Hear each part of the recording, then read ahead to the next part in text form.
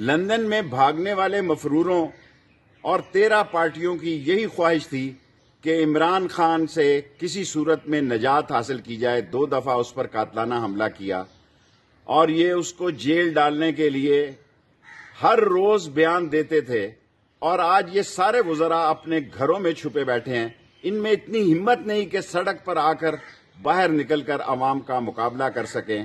پاکستان انتہائی سنگین، گمبھیر اور خوفناک حالات میں داخل ہو رہا ہے، اور عمران خان کی گرفتاری انہیں گلے پڑے گی. 13 پارٹیاں عوام کو اور نواز شریف، اس کا خاندان، اور آصف زرداری اور اس کا خاندان، اور مولانا فضل الرحمان، یہ عوام کو شکل دکھانے کے قابل نہیں ہوں گے.